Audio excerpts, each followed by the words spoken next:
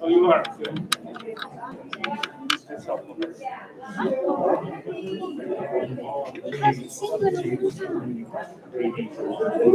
I'm standing by.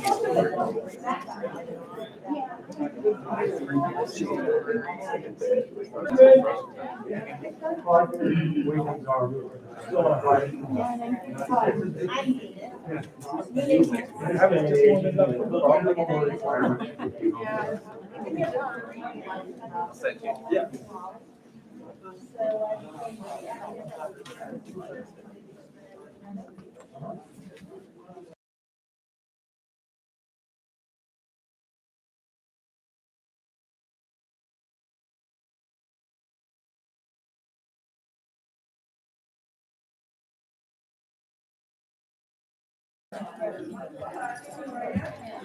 Good morning.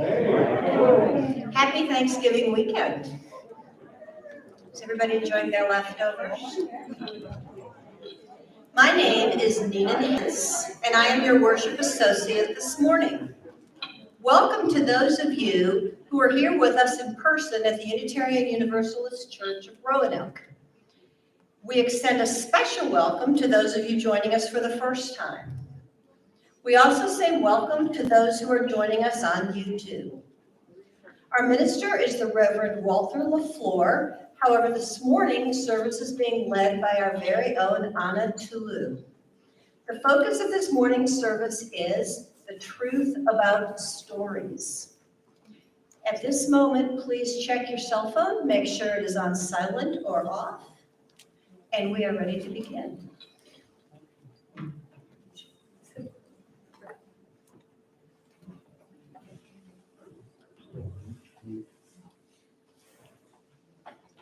Good morning. Good morning. Thank you. It's good to be here. As we do at the beginning of every service, we ring 7 times for the 7 principles of Unitarian Universalism.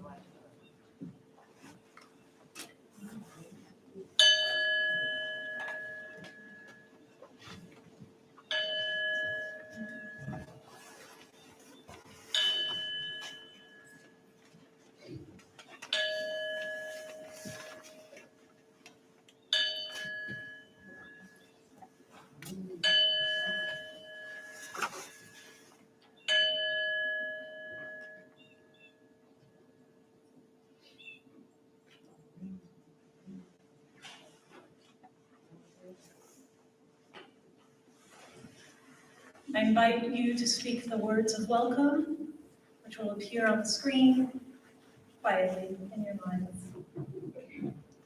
Whoever you are, whomever you love, however you express your identity, whatever your situation in life, whatever your experience of the holy, as you come seeking love, your presence here is a gift.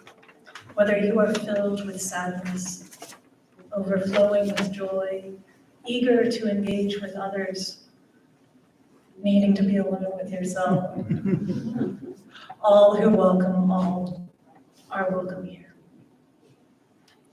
Our opening words this morning are from Constellations of Our Lives, written by Karen G. Johnston. Humans make maps of stars, choosing some stars, ignoring others. To project our imagination onto the heavens, these maps shift over time across cultures. Names change for the same assemblage of bright points: drinking board, Big Dipper, plow, lost hunters, Saltarishi.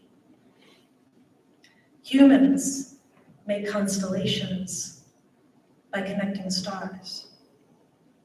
Humans make meaning by connecting stories.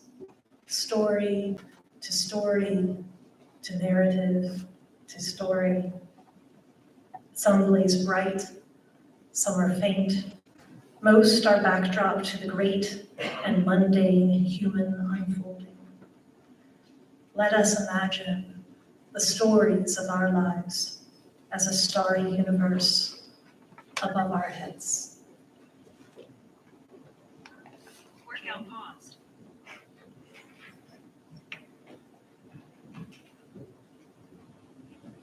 Good morning. I'm Joy. Everything that I'm doing is live, nothing is pre-recorded. So I have a magic box down here, and when you hear other disembodied voices, don't worry, they're not ghosts. It's all me.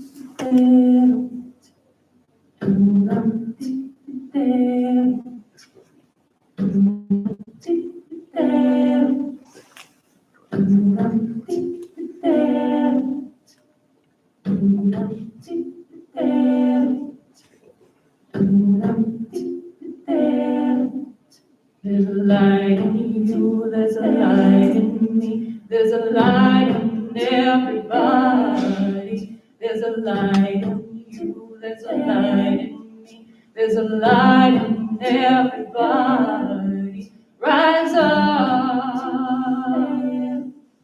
come down, rise up. Come down, feet on the ground.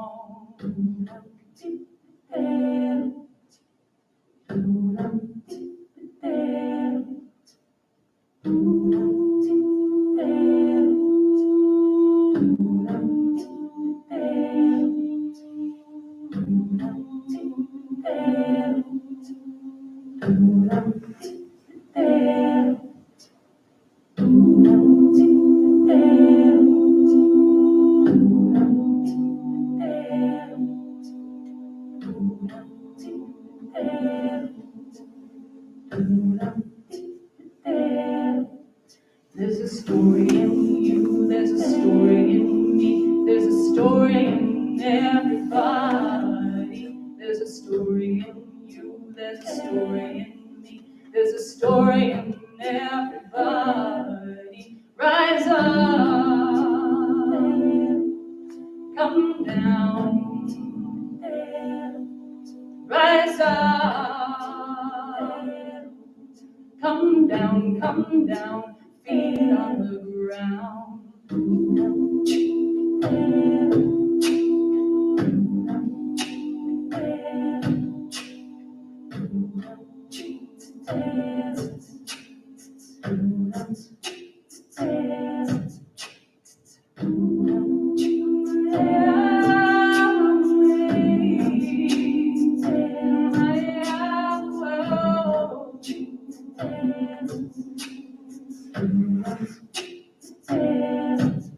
There's a beauty in you, there's a beauty in me, there's a beauty in everybody.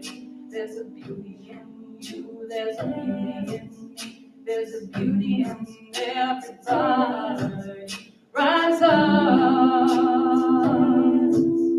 come down, rise up,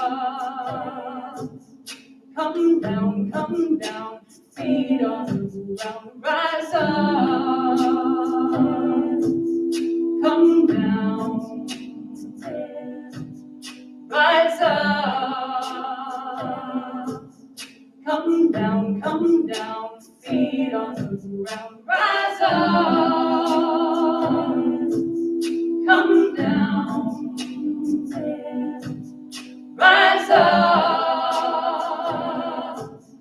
come down, feet on the ground. Rise up, come down, rise up, come down, feet on the ground. Rise Come down,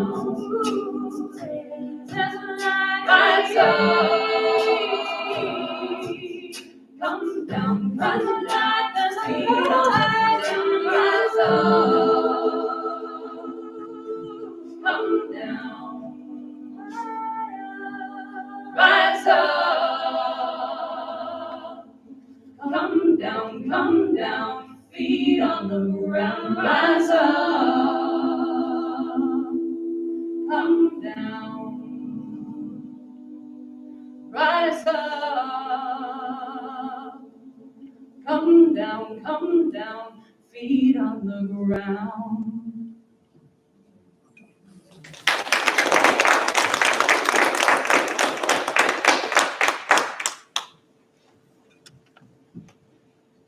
Thank you, Joy. It is always so good to have you here. This past week has brought both grief and comfort, joy and anger. We have heard verdicts, witnessed tragedy, wrestled with our stories of justice and accountability. Many of us gathered with loved ones in gratitude. Others of us experienced terrible and unexpected loss. We light our chalice this morning, acknowledging that in this space and trusting that we can hold all these things together. In this space, we can weave all these things into a wick to light our way forward.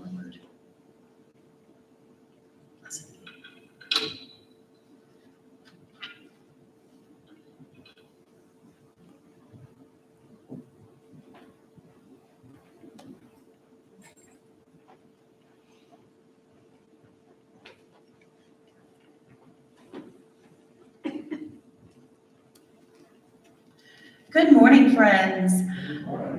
My name is Jessie. I'm the director of Lifespan and Faith Development here. I had to check and make sure I didn't rip my earrings off when I took my mask down. This morning I want to tell you a story about something that happened when I was a very, very little girl. I was in about kindergarten. Is anybody here kindergarten, first grade age? This is when I was about your age. I went to a ceremony, and that ceremony was with the Lakota, whom I spend a lot of time with, and I have the great honor of worshiping with.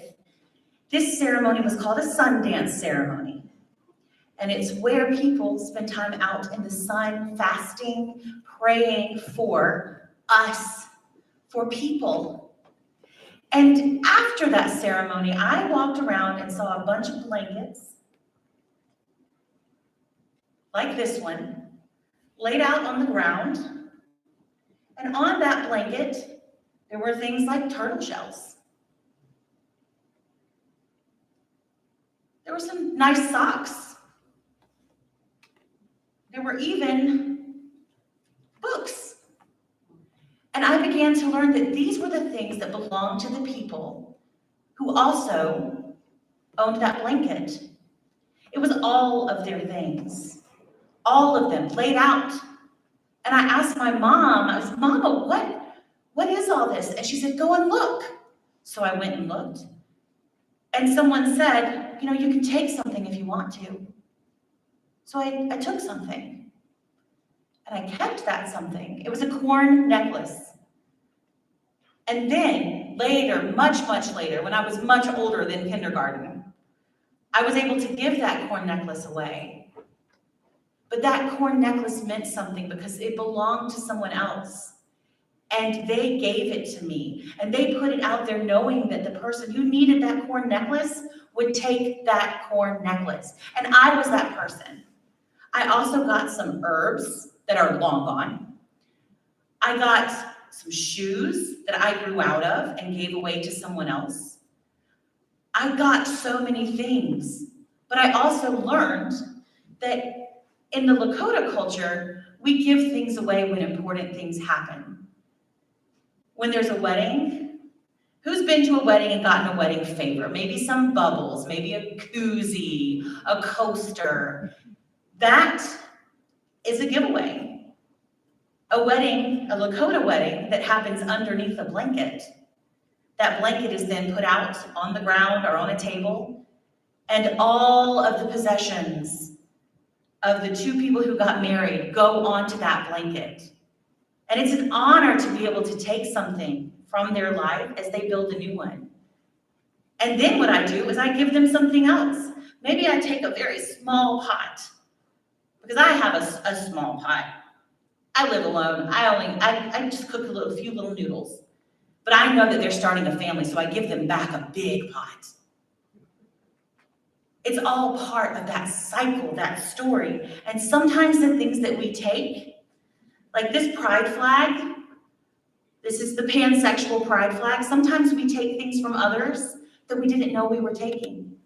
It's that comfort. It's that honor. It's that, hey, it's okay. I fly a flag too. We take so much from each other, and then we get the privilege of giving it back, giving it away. Now this morning, so many of you brought amazing things that you felt someone here today might need. Those things were dropped off in the lobby, and I have to say, it's the most fascinating and incredible bunch of things. There's things to keep you warm, there's things to make tea, there's things to make food, there's things of beauty that you need to enjoy. After the service, those things will be on this blanket out in the garden, and I invite everyone, whether you brought something or not, to find the thing that you need and to take it, because sometimes our give needs to turn into a take. Thank you very much, and I'll see you out on the blanket after the service.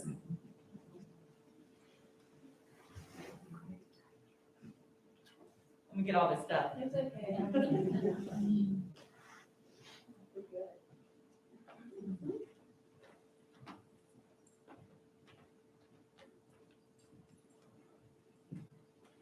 Need glasses for this one. Today we have two readings. The first one is from The Truth About Stories, a Native Narrative by Thomas King. There's a story I know. It's about the earth and how it floats in space on the back of a turtle. I've heard this story many times, and each time someone tells the story, it changes. Sometimes the change is simply in the voice of the storyteller. Sometimes the change is in the details. Sometimes in the order of events. Other times it's the dialogue or the response of the audience. But in all the tellings of all the tellers, the world never leaves the turtle's back, and the turtle never swims away. One time, a young girl in the audience asked about the turtle and the earth. If the earth is on top of the back of the turtle, what's below the turtle? Another turtle, the storyteller told her. And below that turtle? Another turtle. And below that? Another turtle. Dr. Seuss might have read this story at one point. The girl began to laugh, enjoying the game, I imagine. So how many turtles are there? She wanted to know. The storyteller shrugged. No one knows for sure, he told her, but it's turtles all the way down. The truth about stories is that that's all we are. I will tell you something about stories, the Laguna storyteller Leslie Silko reminds us. They aren't just entertainment, don't be fooled. They are all you have, all we have, you see, all we have to fight off illness and death. You don't have anything if you don't have the stories. The second reading is from A Way of Being Free by Nigerian storyteller Ben Okri. In a fractured age, when cynicism is God, here is a possible heresy. We live by stories. We also live into them. One way or another, we are living the stories planted in us early on or along the way. Or we may also be living the stories we planted, knowingly or unknowingly, in ourselves. We live stories that either give our lives meaning or negate it by meaninglessness. If we change the stories we live by, quite possibly we change our lives.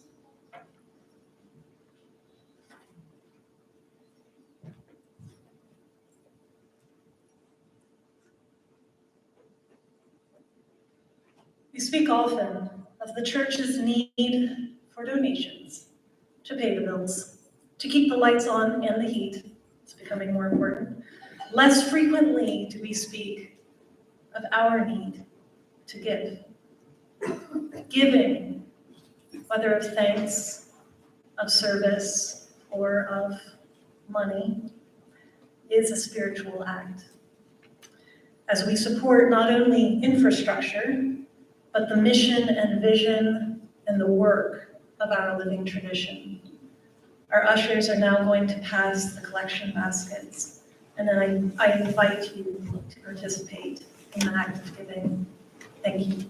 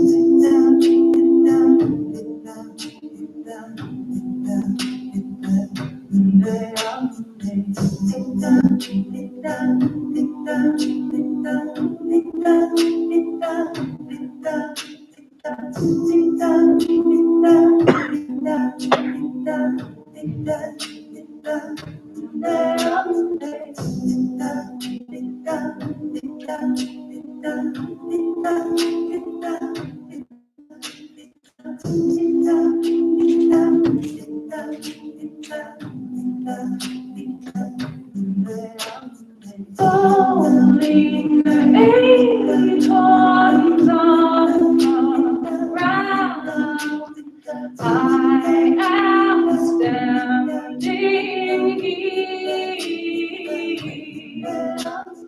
We are here through the seasons. We are always one. Falling acorns on the ground, I am standing here. We are here through the seasons, and we are always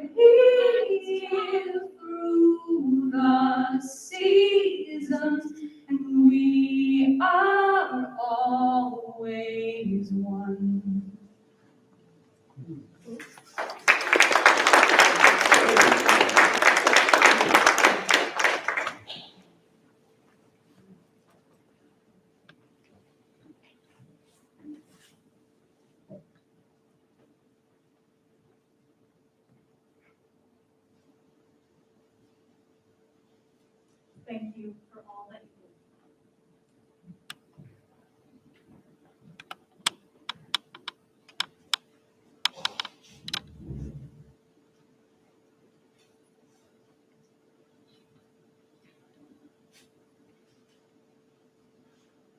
We have these ways of beginning stories to let us know we're entering story space. Once upon a time, in the beginning, it all started when. How do you start the telling? Where do we begin? I always like to begin with the setting. We are moving deeper into the dark half of the year, even as we are adding layers to keep our human bodies warm from the chill. The trees have dropped theirs.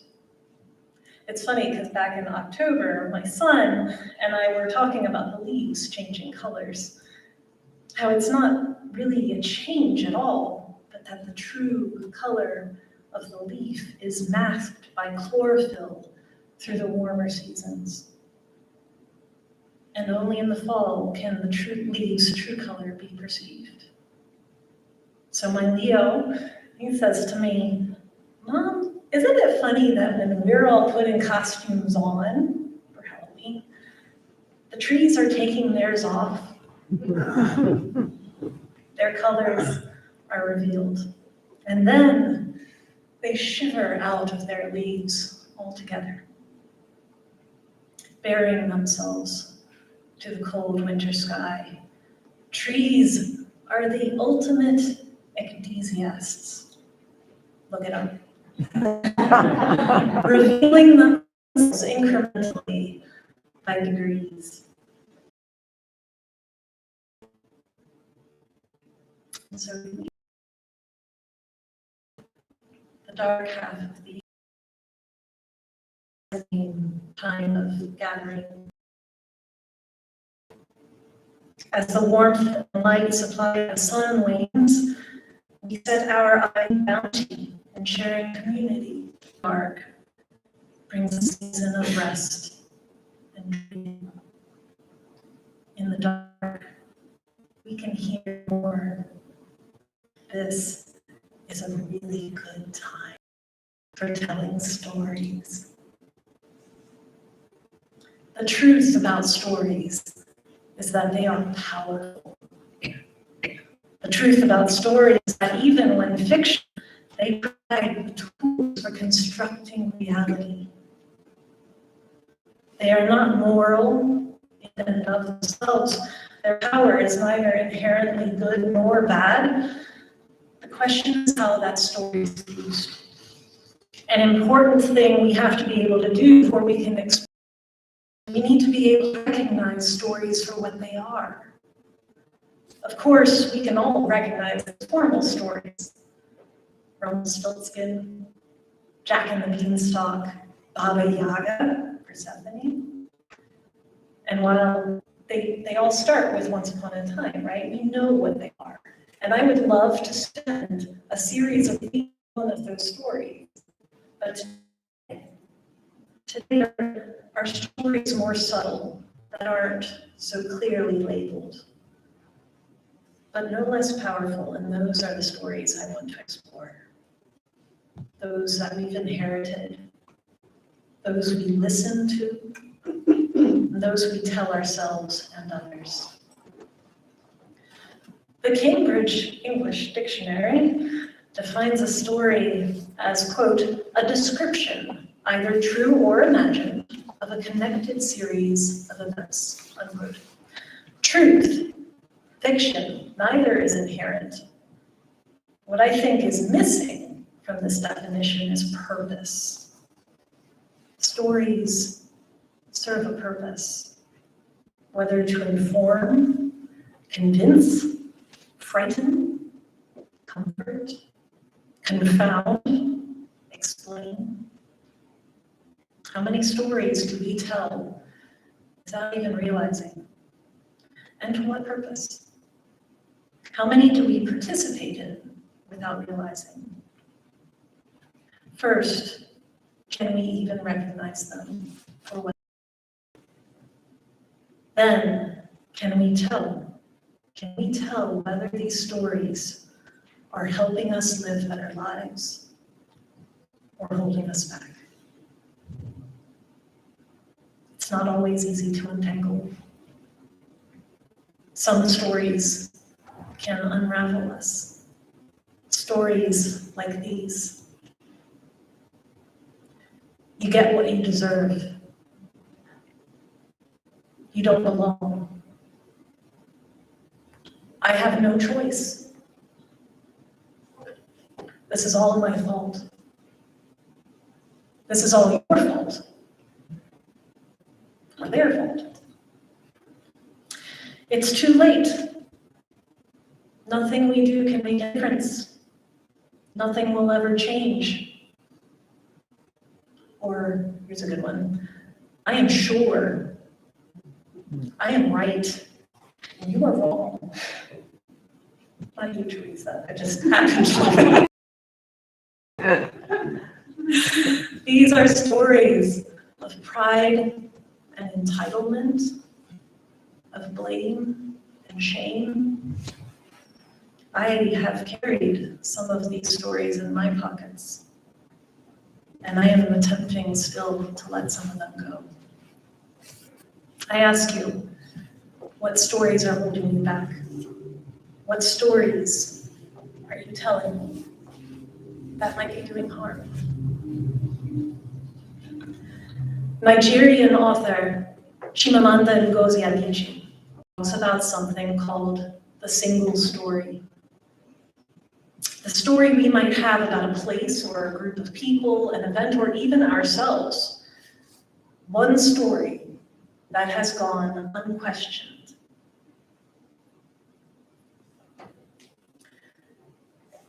She says, quote, "The single story creates stereotypes, and the problem with stereotypes is not that they are untrue, but that they are incomplete. They make one story become the only story. These are often stories we've inherited and internalized. We simply take as fact something which we've never even questioned. The only answer for the single story is more stories, different stories that challenge the first and draw us into deeper questions. We see the destructive power of stories all around us and within us. White supremacy is one such story, and we can see and feel its power, so hard it is to shake free of that dream. And it is a dream, a story construct that enough and brought into reality. It has become embedded in our lives, and we are trying to wake up. How can we possibly change something so pervasive and insidious? Thomas King would offer a simple answer, saying, want a different ethic? Tell a different story. This is vision, dreaming brought into the world. This is where ideal becomes real. But in challenging such a story, we have to be stubborn in our own telling, and at the very same time, ever questioning of ourselves, as we are also in many ways a product of the very story we are.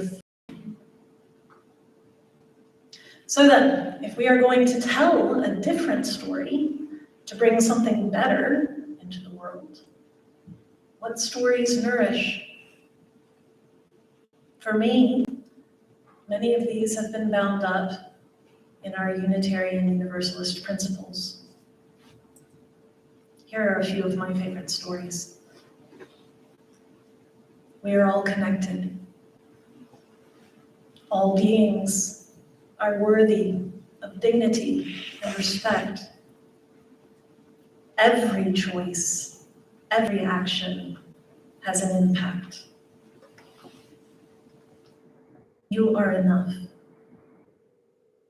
Our capacity for grief is proportionate to our capacity for love.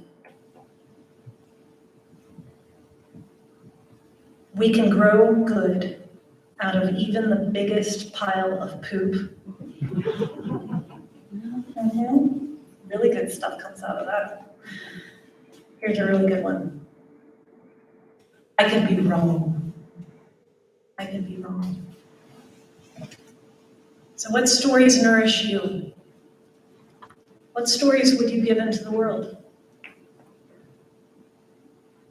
If this were your story giveaway, what would you want to share? The onus is on us to pay attention, to listen deeply, and to poke at the stories we are telling ourselves, that we are consuming because we are what we eat, and that we are telling and thereby birthing into the world. Words build worlds. No pressure. The truth about stories is that they are living things, and as living things, they change, evolve, and even as I say that, do you hear? That's a story too. Sometimes what sounds like a really good story, comfort, pleasure, can actually poison us, leading us into complacency, avoidance, denial, and then, if we ever catch wise to the fact that we've been suckering ourselves, maybe into shame, guilt. And that story twists in us.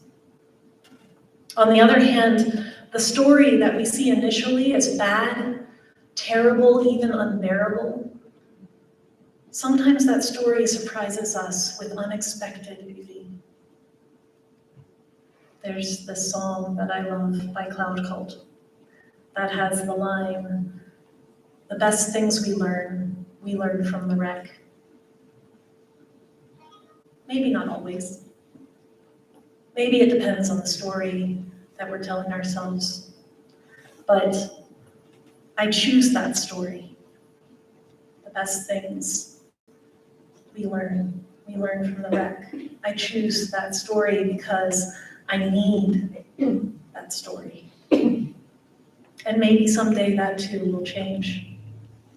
We can hold room for that. Thomas King writes, "The truth about stories is that it's all we are. We walk through this world cocooned in them, for good or ill, and often both. Death and birth, joy and grief, shame and liberation, it's all in the stories. I can neither rationalize nor adequately convey the unexpected gratitude and connection I felt when holding in my arms a child who had died. Nor can I explain the grief and anger that I feel every spring as the crocuses first punch purple and gold through the ice. These events, these experiences were and are shaped by stories, and they in turn have changed the very stories that shaped them. They've become stories themselves. Story within story, within story, like a nesting doll.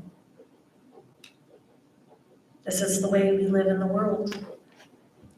Turtle on top of turtle, on top of turtle. It's turtles all the way down. In truth, stories are neither really fact nor fiction, yet undoubtedly they shape our reality. I invite each of you to spend time this season by your hearth fire, huddling under the gentle darkening of long nights and short days, telling and listening, strengthening and transforming, perhaps alone, perhaps alone with a book or a journal or with family and friends. In so doing, remember this: stories are not immutable. They need to live, to be allowed to evolve, lest even a good one warp with age, lest we stop noticing and recognizing them for what they are, lest we stop listening. Blessed be.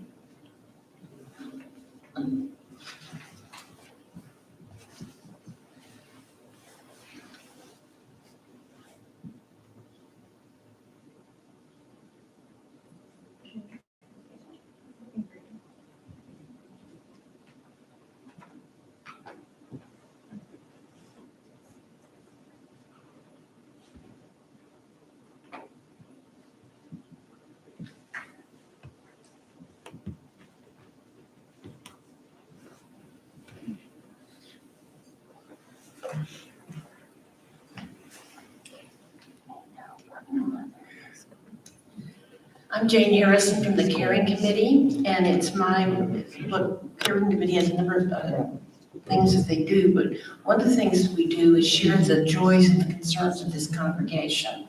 And we can do it through lifelines, which we're doing at this point in time. If you have a joy, if you have a concern, you can let somebody from the Caring Committee know, you can call the church office, or we have a lifelines book, which we keep on the pulpit every day, and you can write in what you need, that you want to put in. There are no joys and concerns today, so what we're going to do now is enter into this time together of hope and reverence. If you have a secret or a joy and concern that you don't wish to share, you can use our pebbles, put them in the bowl on each side. There's one in the back, one on this side, and that is your secret joy or concern that you wish to share. At this point in time, Anna and I guess will be lighting candles for individuals who are not here.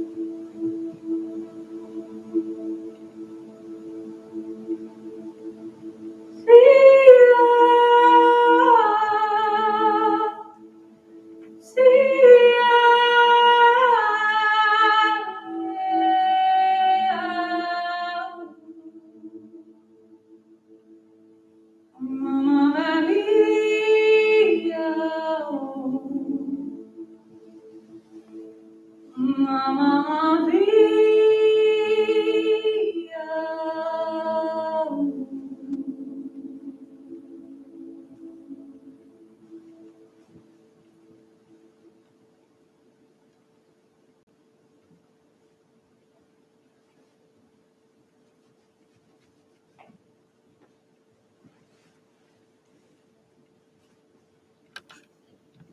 For those things we hold in our hearts that we carry with us that might seem too small to share in this space or too mighty, know that you are held here. Know that you are in the light. Blessed be.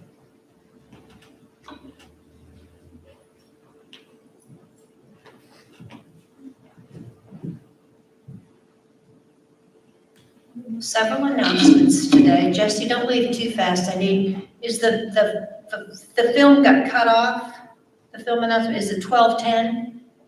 Yes. Okay, that's all I needed.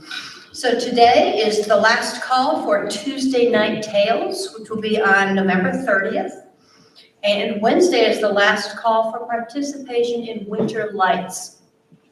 This is what will be taking the place of our annual Christmas play with the children. For more information, contact Jesse, who will be in the garden at the giveaway blanket after the service. On December the 10th, our next family movie night. It will be Claus. Begins promptly at 6:30 right here in the sanctuary. If you want to bring your blankets and your stuffies with you, you may do that. And please remember that masks are required. UUCR's partner in the Pledge to End Racism initiative, Williams Memorial Baptist Church, is holding its annual holiday collection for a local homeless shelter and would welcome our contributions. These items that are needed are new gloves, men's and women's and children's, Q-tips and cotton balls, twin sheet sets, and art supplies. These items can be put in the box marked for the WMBC collection in the UUCR Fellowship Hall. Don't know where that is. Somewhere. Oh, back there. Okay. You can also donate money and we will purchase these items. Give cash to Dotsie Clifton. Dotsie, you here? Mm-hmm. Yeah. There she Lots is, of Dotsie. cash. Or Lorraine Fleck, or leave them in the church office in an envelope marked for WMBC collection. Check should be made out to UUCR with WMBC collection in the memo line. The deadline for contributions is soon, next Wednesday, December the 8th. Joy, our guest musician today, has CDs and business cards in the lobby, as well as information about the Star City Circle singing. I did. Yesterday's blood drive was very successful. We only had 16 donors registered, but 19 came in. We had several drop-ins, and 17 units were able to be collected. And remember that we are collecting food for unhoused students at Patrick Henry so that they have food over the holidays. There are over 30 students at Patrick Henry who are currently unhoused. The specific list is on the music stand back there between the sound booth and the choir riser. You can leave the food in the box outside the back door or on the choir risers. That is the end of announcements for today. Remember that at the end of the service, we ask you to leave promptly and meet in the garden out front.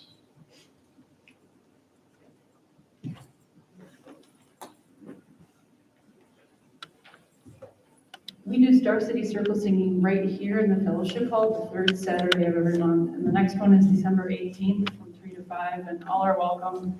You don't have to be a singer. You don't have to know any songs. It's all judgment-free zone. So. And there's cards over there if you want more information. And in the spirit of Thanksgiving, I'm going to do a thank you song.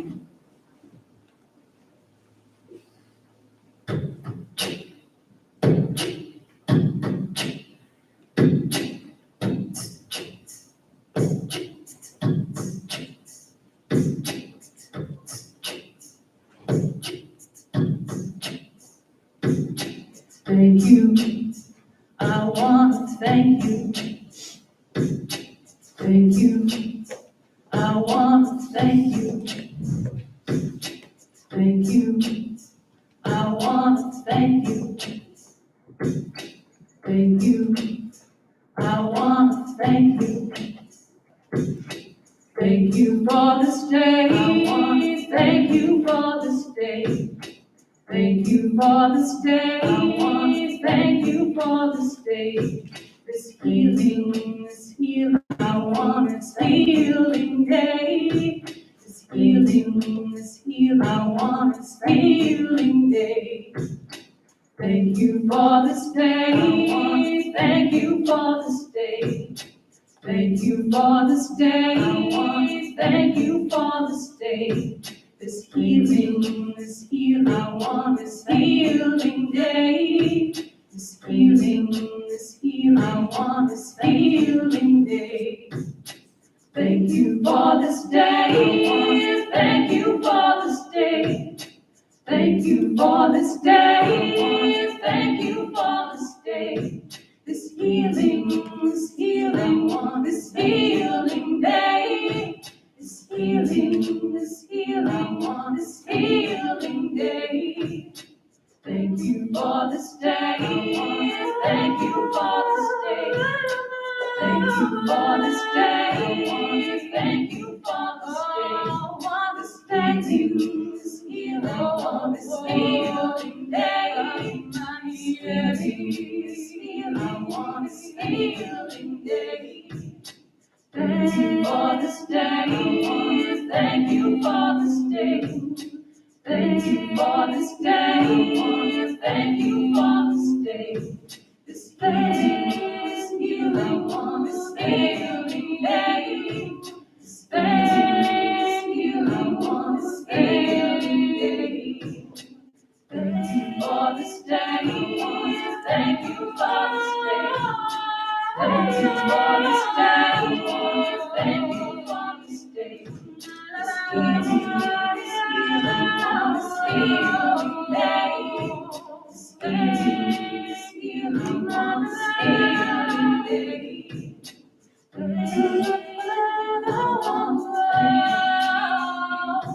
It's gratitude, that is the antidote. It's gratitude, it will heal your soul. It's gratitude, oh, that should be our attitude. Thank you for this day, thank you for this day. Thank you for this day, thank you for this day. This healing, this healing, this healing day. Thank you, this healing day. Thank you for this day, thank you for this day. Thank you for this day, thank you for this day. So you can't sing, right?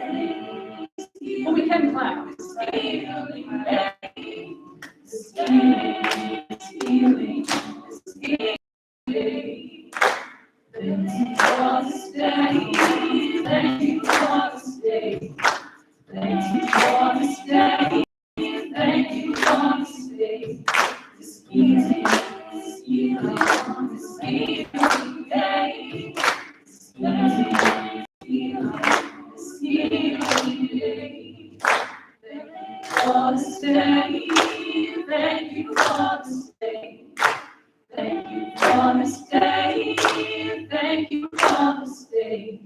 This healing, this healing, this healing day. This healing, this healing, this healing day.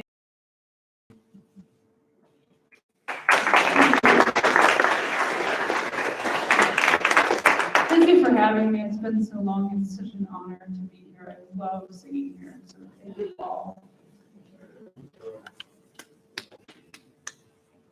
It's very mutual.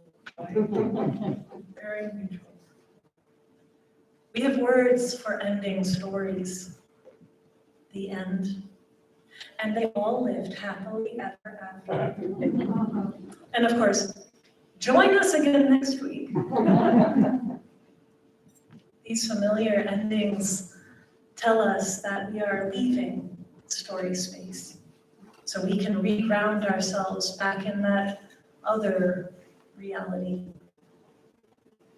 Thomas King ends each of his stories by relinquishing them to the reader, to the listener, saying, do with it what you will. Just don't say in the years to come that you would have lived your life differently if only you had heard this story. You've heard it now. Go forth, giving and living the best of your story's world. Blessed be.